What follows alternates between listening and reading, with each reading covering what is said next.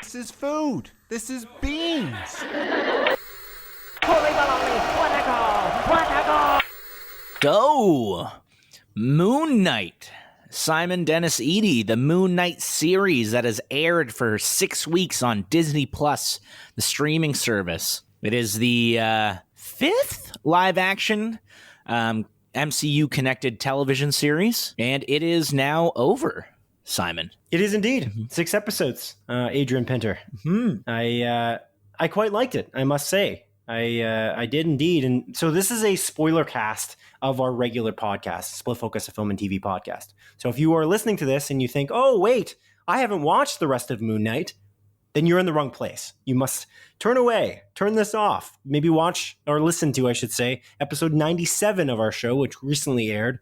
Or maybe you're listening to this out of order. I don't know. But go back to the regular podcast, the numbered episodes, if you don't want things spoiled, because we don't spoil things there, but we will spoil Moon Knight here. So just make sure that's understood. Adrian, what did you think of this series? What did you think of the series overall? I know you didn't love it as we listened to it. Now I'm saying the opposite. When we watched it throughout the weeks, as we watched it week to week, you had issues with it potentially being a week-to-week show because of the degrees of mystery, I think.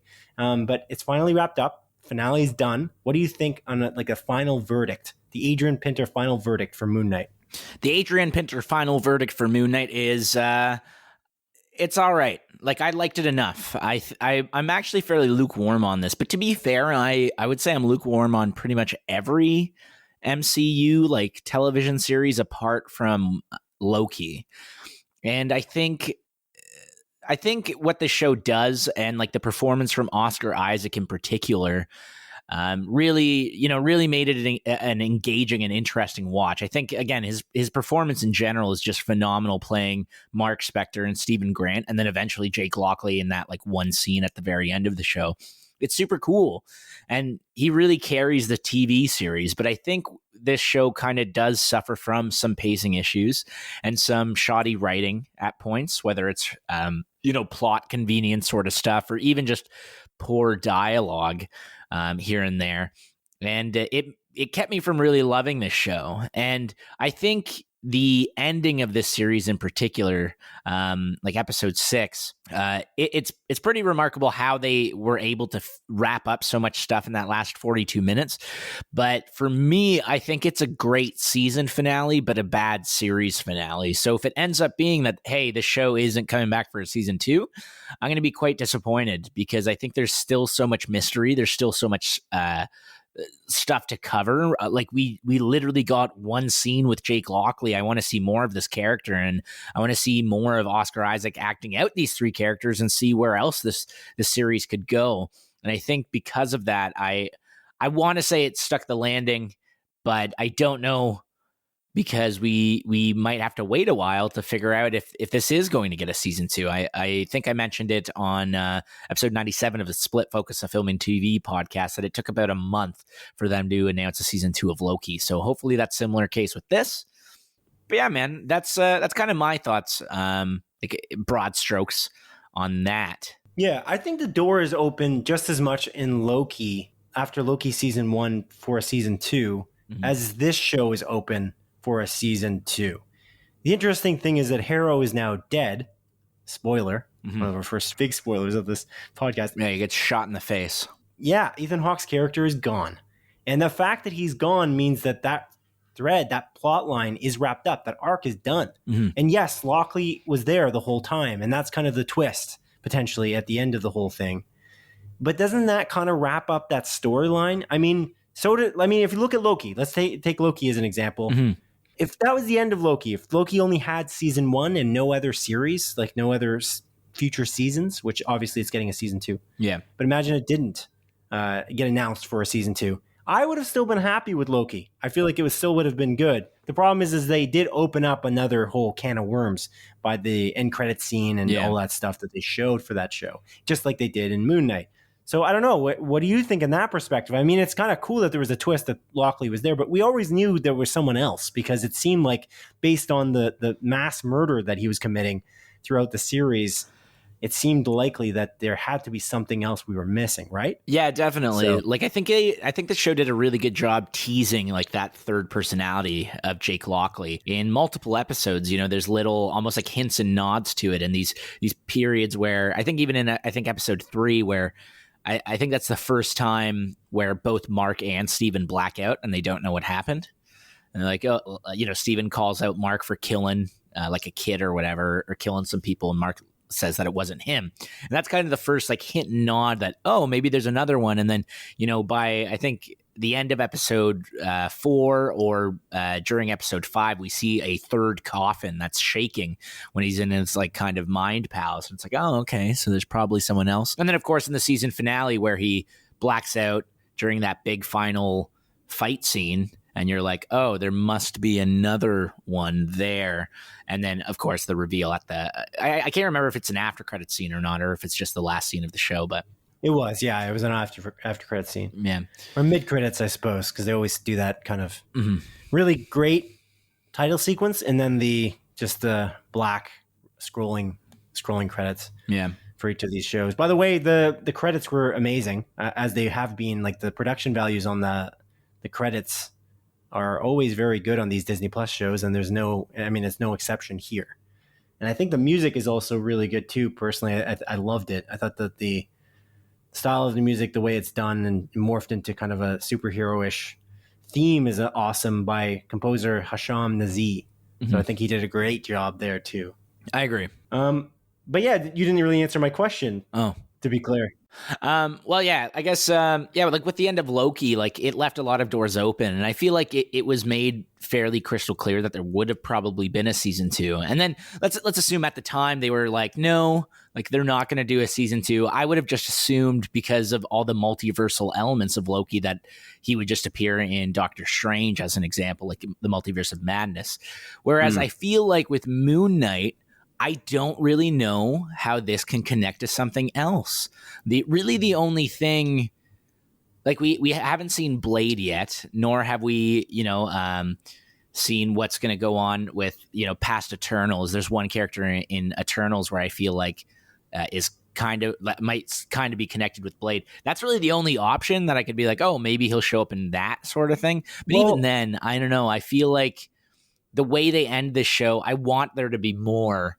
And I don't feel like it's a satisfying conclusion if we don't get... Like, I just feel like it's not a satisfying conclusion personally. Yeah, that's fair. I can see where you're thinking, because you might think Loki could be in any other movie, especially because he's been connected previously to the other movies in the MCU, whereas this character is brand new, theoretically, for the MCU. So you haven't seen him in anything else, so why would he be in anything else? So then it would be disappointing. Theoretically, yeah, I can see that. I think that's a good reason. Well done. Also, Ken... the longtime writer-inner to our show, Kenneth Stadelbauer, he would argue that if he wasn't getting a second season, that Moon Knight might appear in the Halloween special. Oh, yeah. That's what he would say. So that's is it as a show? I guess it's just a 2-hour movie or something. I'm not sure. I think it's coming on. Yeah, it's like a special event. Yeah, it's coming to Disney Plus, and it's being directed by Michael Giacchino, who's a composer whom I'm a huge fan of as a composer, and he's not really directed anything at this scale before. So it's going to be cool. I'm waiting for that eagerly, because I'm curious to see what he can pull off there. I'm wondering if he's also composing his music for that, or if he's getting someone else to compose the music. But I'm curious. Yeah, that's a good reason, I guess. I just feel like this, again, the plot was kind of wrapped up. And that's kind of the great thing about it. Oscar Isaac's, though, performance, Ethan Hawke's performance, Oscar Isaac, especially in episode 5, though, Adrian. Man, God damn what a great performance. It's so good. And even just the way Stephen Grant and Mark Spector play off of each other. But there's that one moment in the street, which I have to just call out, because it's just such a heart-wrenching scene where he just like drops to his knees. And I was like, oh my God, man. Cue the waterworks on my end. But he's just so good in this whole thing. And the way that Stephen Grant plays off of Mark Spector, as you kind of alluded to, he's so good. It's the highlight of the series. I like the disjointed nature of it. I know you didn't love episodes 1 and 2 initially because you felt like the pacing was weird. But I honestly think that the pacing was kind of perfect based on the disjointed nature of his condition, of the dissociative identity disorder. I thought that was the beauty of it. And I really liked those 2 first episodes because of this. The third episode, I have some issues with, but that's like it's kind of it's kind of where I feel like there could be sloppy writing, and I can't prove it. And that's the weirdest thing about this show for me. There's one inkling of it not being the greatest, and it's that the writing could be seen to be sloppy theoretically, but it's just that I don't completely understand the rules. And I specifically question whether writer Jeremy Slater knows his own rules as to how the gods work with the avatars and the way in which Mark's mind is fractured. And I don't completely understand the concept of who's really narrating this story, and is Mark and Steven, are they technically in an asylum the whole time, Adrian? Am I reading into this too much? Is there a possibility that that's a thing? That's my question that I came away with. And the reason why I thought about this is because at one of the last scenes of this show, in episode 6, he's in an asylum again. And it doesn't make any sense, because isn't that kind of his afterlife? So why is he now going back to that place once more? It's very unusual. Yeah. I don't think they were in an asylum the entire, like, at all, honestly. I took away from that he was just kind of in his like own mind palace. Like, he was like dying, and then he was trying to rationalize what he was actually going through. But I think everything that happened did happen, as far as I understand. Yeah, like, that's the weirdest thing. So when I watched episode 4 and 5, the reason I thought that retroactively, and I kind of mentioned this on our regular podcast, that episode 3 kind of makes more sense and it kind of was better, is because episode 3 breaks rules. There's some wacky concepts. And the wackiest thing that happened in that episode was when Mark Spector gets possessed by Khonshu in that meeting, in that temple, in the pyramid. It just doesn't make sense. All of the other avatars are possessed and they're having this meeting. But then for some reason, Oscar Isaac is screaming on the top of his lungs and then going back into the shoes of Mark. Like, it's like Khonshu to Mark, Khonshu to Mark. He drops to his knees in exhaustion, but all of the other avatars have been doing this and they're just in fine shape and they don't have any problem becoming only the exact replica of the god kind of speaking through the avatar. Yeah. And I always thought that was very weird. And then might say to me, well, Simon, well, maybe this is because he's got a fractured mind. So that's why he does it differently. But even one of the avatars there that was about to go into this meeting said, you'll get used to this. And it's like, will you ever get used to that? Because that was a little bit wacky. And then you might think again, maybe it's because he's got a fractured mind, but fine. But then why did Layla, played by May Kalamaui, why did she do the same thing in episode 6? Yeah, when the hippo god goes inside of her. That's a good point. Yes. Why are only the main characters who are really the only consequential avatars doing this? And I think that it's potentially sloppy writing. It's plot convenience. It's maybe an issue. This isn't an issue that I think that the show is bad for. Like, it doesn't overall become bad, but it's a greater problem that I feel like could become worse in season 2 if they don't look after these smaller details. Yeah. It's the small details that I feel like they fail in. And I don't know. There's just, I don't know. I could look past episode 3. There's the other things that really bothered me with episode 3. And it really came to the fore, the concept of Ethan Hawke's Harrow character seemed to be everywhere. He seemed to be everywhere. He seemed to appear everywhere. And it was very strange to me. It was like Wile E. Coyote versus the Roadrunner. I found that odd. But then you look at him in the asylum, and he's now in the asylum too. So he is appearing everywhere. So I was like, oh, maybe it's just all in Mark's head. This is all in Mark's head. And then you think about I'm sorry, I'm going on a little too long. Hopefully you can grasp what I'm saying to respond. But there's also the idea that the show starts with Harrow putting glass into his shoes, right? And that's strange. Usually when you're following a specific character like Mark Spector and Stephen Grant, and you're following their perspectives, especially as closely as they are in this type of show, there's this concept of the unreliable narrator. You look at things like, you can look at Fight Club as an example, where Edward Norton is narrating the whole time. You can look at Mr. Robot, where Rami Malek's narrating the whole time. I'll point out Mr. Robot, especially just because of Evil Corp. Evil Corp is not the name of that corporation. And you can get that idea right away. And that's introduced right in the beginning of that show. But because he's narrating it, you realize that it's from his perspective. And that's what's so interesting.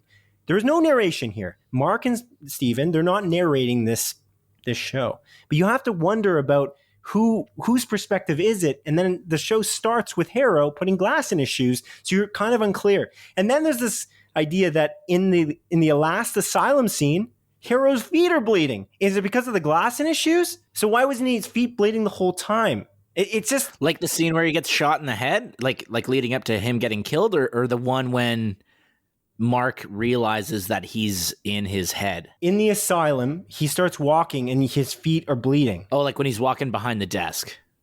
Yes. Okay, I remember. But is that because he was defeated and that's supposed to represent his defeat? Or is it because he did have glass in his shoes? I mean, that's very specific. Mm-hmm. Or maybe it's the idea that he was such a zealot and he was rewarded by Amit for being a zealot and he didn't have to worry about the glass in his shoes until he's finally defeated, which is fine. But the symbolism is cool, but there's also it's a muddling of the themes. I feel like that's my biggest issue with the show, is that it's almost a muddling of why do all these things not really quite add up? Mm-hmm. And I don't know. Is it because, again, you don't think he's in the asylum the whole time, obviously. I don't really think it either, but I just wish that it was cleaner, is what I would say. Because a show like Mr. Robot is incredibly clean, as an example. Like Sam Esmail, the creator of that show, whoa, he did an incredible job. But anyways, I said a lot there, so there's a lot to unpack. What's your response? Well, I'm going to go back to the whole, during episode 3, and then I guess episode 6 with Layla. Yeah. How, like, when the gods are taking over their body, I think the only explanation I can kind of come up with is that, hey, maybe this is the first time that they're being, like, fully taken over. Or they're both reluctant to have these gods in their body. So, like, both Mark and Steven don't want Khonshu, and they're reluctantly letting Khonshu, take over his body. So that's really the only thing. Whereas maybe the other people in that, like, courtroom or whatever the fuck it is inside the pyramid, they're all okay with these gods taking over their body. And then even with Layla, you can make that same argument, because she only let the hippo god, I forget the hippo god's name, take over her body specifically so she wouldn't, like, she could save people and, like, get out of that situation fine. You know what I mean? So I think maybe there's just a level of them being reluctant, so it's not like a full sort of taking possession. Over. Yeah, possession. But at the same time, maybe I'm just trying to give reason to an otherwise poorly written segment of the show. You could be right, though. That's a really good explanation. And I appreciate you saying that, because I just didn't think of it somehow. But that's a good point. Yeah. I just thought it just felt like it was just a reason to make them not overact, but they had to show either side of these characters.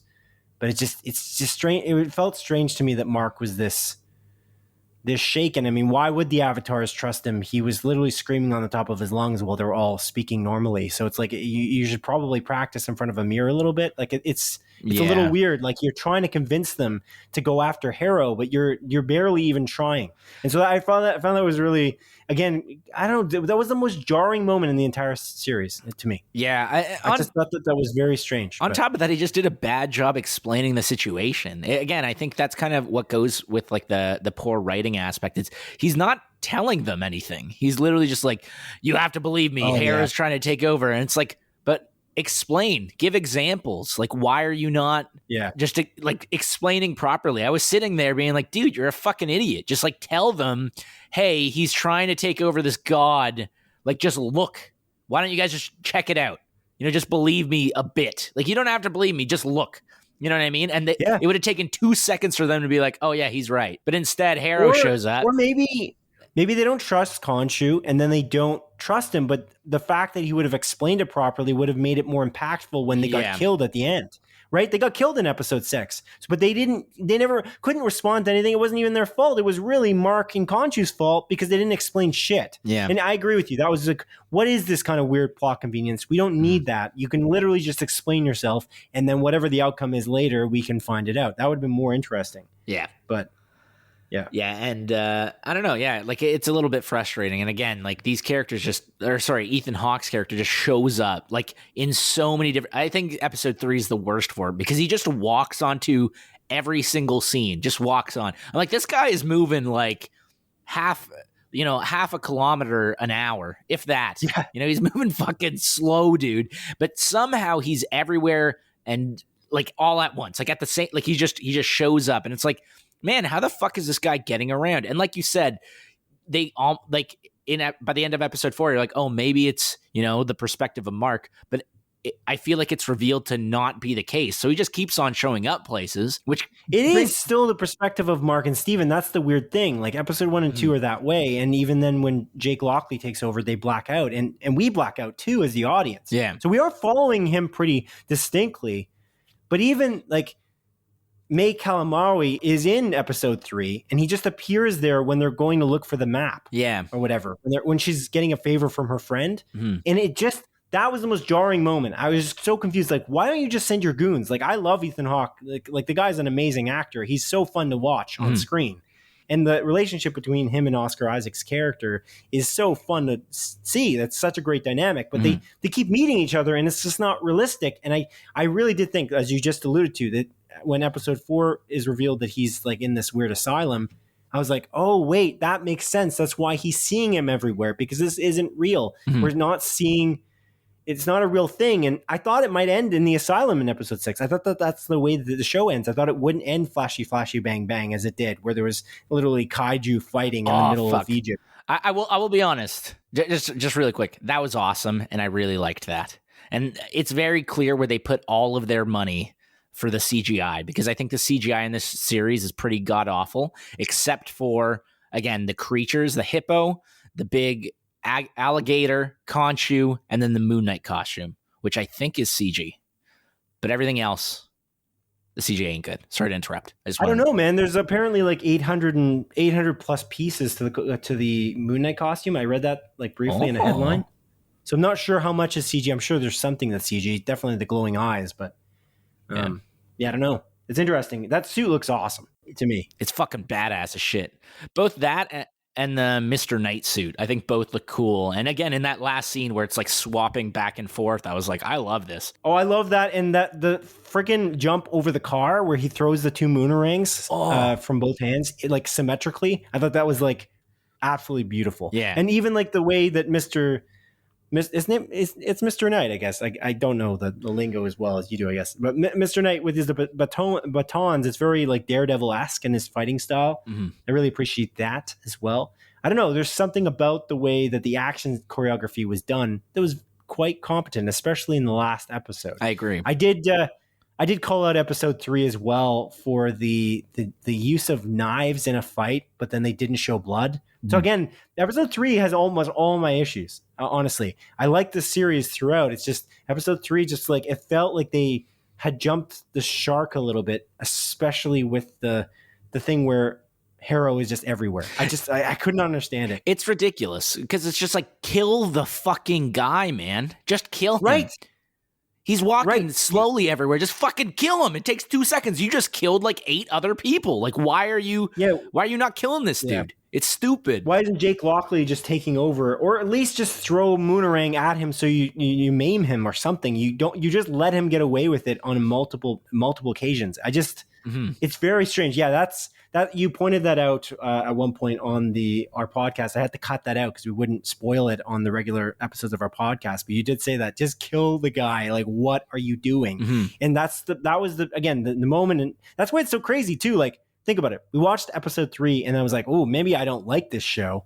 I loved the first 2 episodes, but the third episode was like, what is going on here? And you were like, I don't like this show, pretty much after episode 3. And then episode 4 was just unbelievably like a mind melting situation. It was like, what? He's in an asylum now? What's going on? And then episode 4 was just like an emotional roller coaster. Episode 5, yeah. The family trauma, the abuse at the hands of his mother was just like, yikes. Yeah.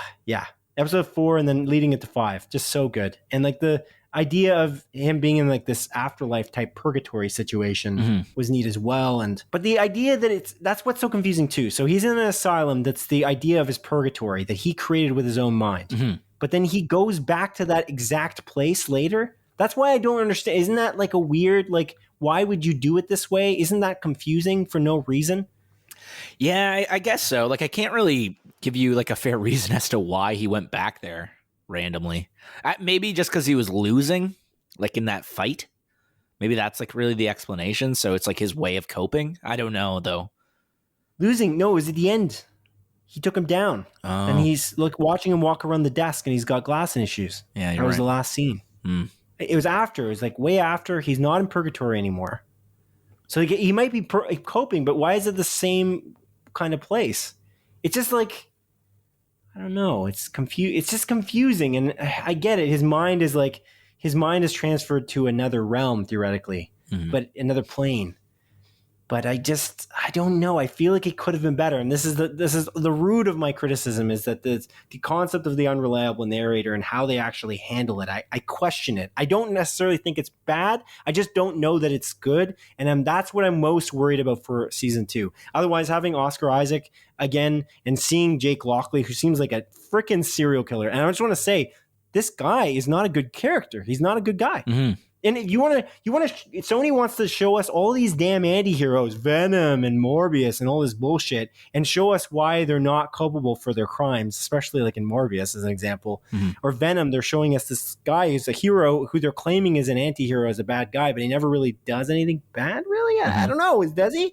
You can question that yourself when you watch Venom. But I just think that this guy is literally a bad guy. Like, he's a villain.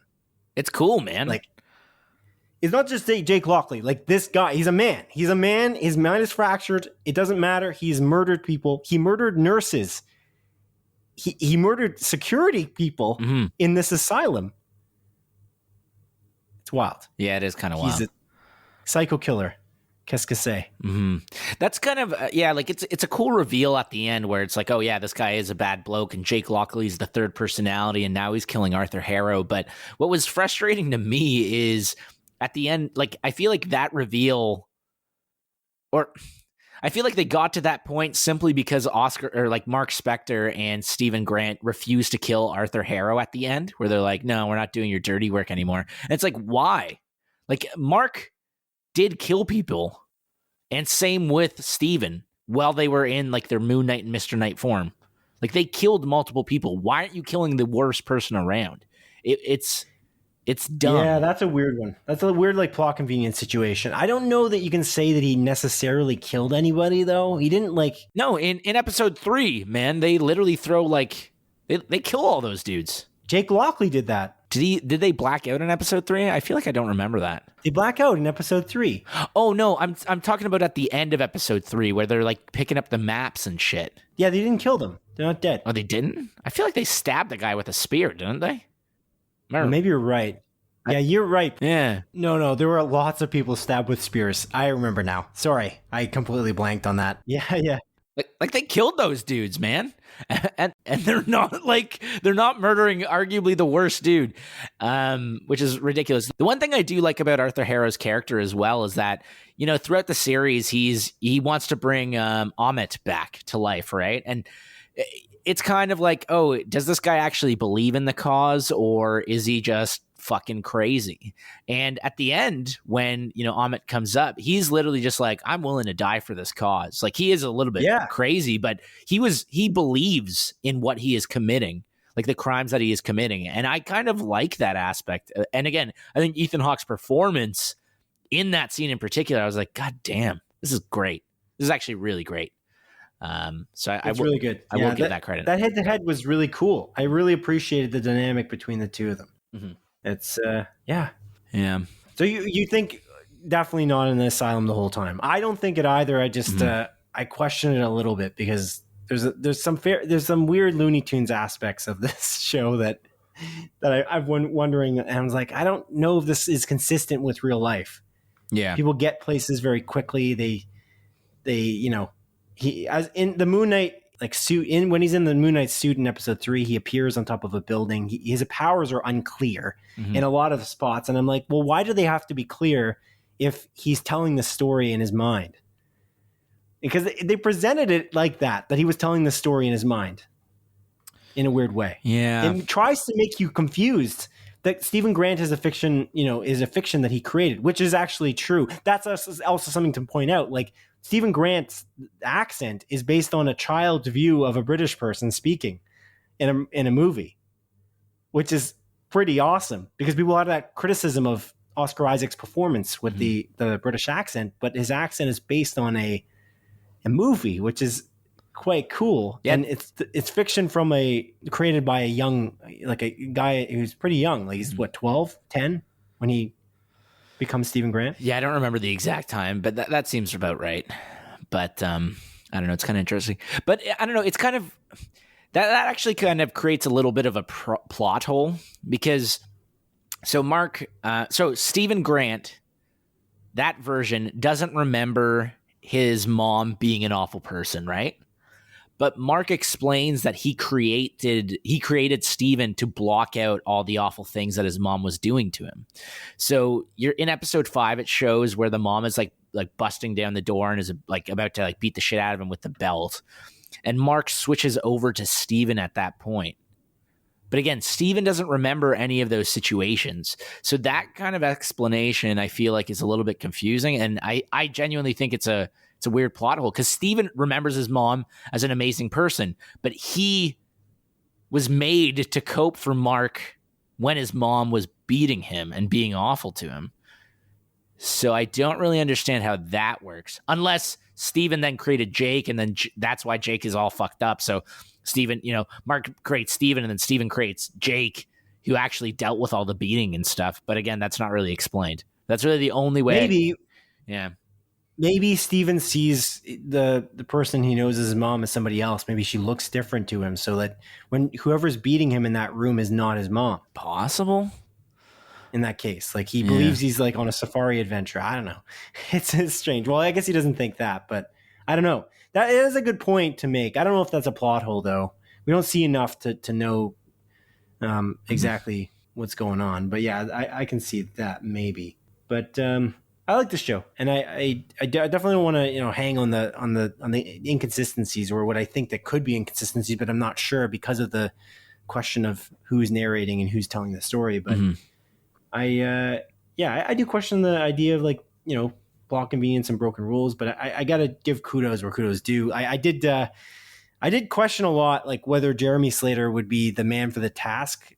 He's the writer, the showrunner for this show, and I think he did a pretty good job. All things considered, I think. I think that I said, if you look at his Rotten Tomatoes history, it's not great for the things he's written, but this is pretty well rated on Rotten Tomatoes, and I think that most people seem to like this show. The directors, I feel like, did a great job. Mohammed Diab, Aaron Moorhead, Justin Benson did a solid job too. So I don't know. I'm on the fence as to whether a season 2 will be good. I think there will be a season 2, almost definitely. Mm-hmm. And as long as Oscar Isaac is willing to sign on. Yeah. And it's interesting. There's no MCU references in this entire series. Yeah, at all. There's just barely. They do mention the afterlife from Black Panther at one point. Oh, that's a good point. Yeah, that's true. That is a good call out. They definitely do. But that's kind of it. I mean, there might be more stuff, but it's pretty subtle if it that reference. So it's kind of neat that way. So I'm curious how it goes. But yeah, I did really like it, and I think it's my second favorite show so far out of the Disney Plus MCU series that are live action. So Loki's my favorite still. I think that this one's my second favorite. I just think that Loki had an overall. It kind of stayed steady in terms of its writing. I thought that Michael Waldron wrote a really good show. Kate Herron did a great job directing it, and the music in Loki is killer as well.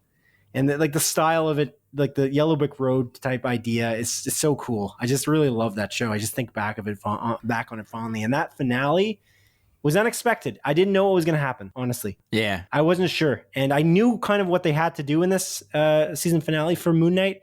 And the way that they did it with the final battle at the end is it's a quick version.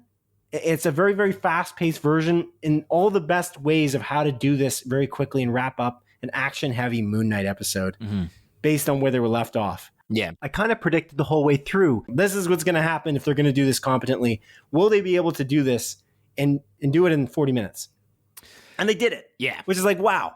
I thought if they did it really good, if they were making this a one series, that's it, limited series, what they would do is the guy's actually in the asylum the whole time. And we fooled you. Oops. And that's how it ends. That's the way I would have ended it if they wanted to make this an absolutely mind-blowing show. But they clearly want to continue it. I think that that's the obvious thing, I feel like. And just saying, if he was in the asylum the whole time, that would explain why there's no Marvel Cinematic Universe references the entire show. Because these characters don't necessarily exist in his universe, because the universe is in his mind, Adrian. And characters like Doctor Strange or Spider-Man are really a baseline for our world, but not necessarily for his. But again, it seems like that's not the storyline they're going for. And so again, good episode for episode 6, but it's like we have to hit all of these beats and we have to have this action sequence and make Steven and Mark work together and get him out of this purgatory real quick. Have May Kalamaui kind of be like with Layla, as Ken pointed out to me in a text message, be like almost like an Indiana Jones type character. I like her. Yeah, Layla. Yeah, like she was one of those characters when she was originally introduced. I'm kind of like, oh, like I don't know how I feel about her. But as the story progressed, I was like, man, she's cool as shit. Like she's badass. She's smart. She kind of grounds both Mark and Steven. She's like the smart one that kind of like, hey, like stop being weird. It is a little bit odd because now who's dating Layla? Because it's like Mark's wife, but then Steven also is with her. So is it like this weird polyamorous or love triangle, like, relationship? I don't really know. Does it? Yeah, it's an interesting. And one thing I do want to shout out as well is that I believe, correct me if I'm wrong, Simon, but I'm like 99% sure about this. The Scarlet Scarab, like the superhero she turns into at the end, is the first original superhero that was created for the MCU specifically. That is not in the comic books. Is that true? I'm pretty certain about that. And if I'm wrong, then I don't know. Ken, correct us. I feel like this is not really no, it is a spoiler. God damn it. Well, if I'm wrong, then I'm wrong. Google it yourselves. But I'm like 99% sure that I am correct about that. I thought you were going to say she's the first character in the MCU that's an Egyptian superhero. Well, that too. Which, again, I feel like, the kind of goes with the dialogue where I found like some of the dialogue was very just juvenile in a way, where literally like, she becomes that. She's cool as shit. She's like, she saves this kid, and this kid literally goes like, "Are you an Egyptian superhero?" And she just says, "Yes, I am." And I'm like, okay, like it's cool. Like again, it's cool that she is an Egyptian superhero. I like diversity. I want there to be diverse, characters and stuff like that. But it just seemed a little bit heavy-handed. I don't think you have to be like, this person is Egyptian. Like I don't know. But that's a little bit more nitpicky on my part. I just find it a little bit more juvenile in terms of writing. But I loved her character. I thought she was awesome. I think she was a great addition to the series. And I hope the show continues because I want to see a season 2 with her. She's like a Laura Croft style character. She's badass. She's going through stuff. And then again, like her new suit as the Scarlet Scarab, it's kind of like Falconish with like the wings. She just fucking wreck shit, dude. And it's cool. I don't think it's completely original. I think Scarlet Scarab is a person in the comics, but it's just not. I don't know. Maybe it's just a different guy. Maybe they just use the name, but it's not the same guy. I don't know. I feel like we're gonna get gotcha'd on this, and we won't be able to correct it on the podcast because it's a spoiler.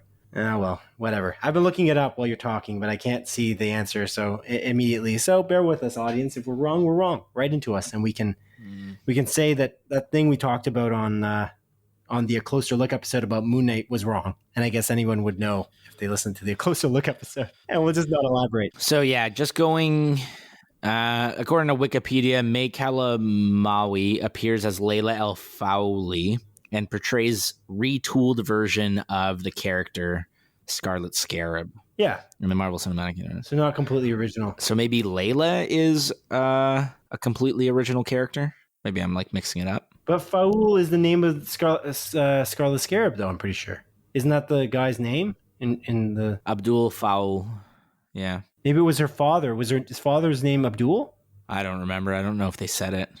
Yeah, I don't know. But her last name's not quite the same anyway, so I don't know. She's cool, and I like her addition to the story. Oh, yeah. I like her, too. And, yeah, it's cool. Again, overall, a great series. I really appreciated it. I appreciated the acting. I appreciated the more heavier topics. I don't think this is the most brutal show in the MCU I guess it's the most brutal show if you don't include Daredevil and Jessica Jones. But but other than that, I don't think it's the most brutal property in the MCU so far if you look at other movies. Yeah. I would just say that. I agree. Because I don't know what Kevin Feige was quite talking about other than emotionally brutal, in which case I would agree with him, and I feel like this was a very emotionally brutal affair when it came to episode 5. Yeah, I would almost argue, though, like WandaVision is very emotionally brutal as well. Like that entire series, I think. Yeah, I don't know. That's a tough one. But yeah, in terms of I don't know if it was as much as this one, but yeah, okay. yeah, like in terms of just like brutal in terms of like the action and stuff. Yeah, I don't know if it is, man. There's no blood almost in the Yeah. entire thing. It's strange. It's strange. It's a strange choice for Kevin Feige to market it like that when the Daredevil, Jessica Jones, Luke Cage, and Iron Fist shows were just coming to Disney Plus at the same time as Moon Knight was just about to launch. And he says this thing about it being really brutal and the most brutal show we've made or whatever. And then it really wasn't like that. It's just strange. Like, was there stuff cut out? Did you plan for this to be TV MA and it ended up being TV 14? Is that what happened? I don't know what happened. I don't have an explanation for that. It just seems a little strange because I would have preferred the brutality. Because now when we're getting into Jake Lockley as well, like they're kind of stuck in TV 14 when literally this guy's a serial murderer and he could be going on a rampage and we can't even see any of that because it's just not going to happen. There's no way they're going to do that because it's not marketed for that audience. They'll right just now. keep on And so, blacking out. So any action scene, it'll just be like a black screen real quick. and they're just dead bodies on the floor without blood. And then you're just going to see it. Yeah. It's like, wow. Yeah. Oh my God. Yeah. But yeah, Jake Lockley, interesting addition. Guy kicked a wheelchair. He's a badass right there. It's cool as shit. I like that. Not a nice guy. Oh, also like Conchu. I just like to say that F. Murray I agree. Abraham. Gonna miss him in Mythic Quest, but he did a great job voicing this character. Mm-hmm. I agree completely. I thought he was awesome in this show. I think Conchu's a cool character. I think because he's very obviously a bad person, a bad god, I guess I should say. He's not virtuous. He's kind of a shitty person, like a god. And I don't know. It was cool to see him. It's nice. There's some good stuff in this show. And on the Doctor Strange in the Multiverse of Madness, a closer look. I kind of gave a little bit of a tidbit of how they should have begun that movie. I'm going to give you a little tidbit here. I didn't write this down, but Adrian, this is how they should start season 2 of Moon Knight, which is, I think, inevitable to happen. You know how they should start it? no. They won't do this probably, but they should start it with all the scenes in which Jake Lockley was in control in season 1. And just show like scene after scene, not like just do a montage and just, you can do it over music or whatever, but just show like him just being completely an absolute asshole, just getting switched from Mark or Steven to Jake Lockley. And he just goes into this like rampage mode and just kills a bunch of people and like just showing him going into and then the last thing is him just going into the asylum and just like killing people with a silenced pistol.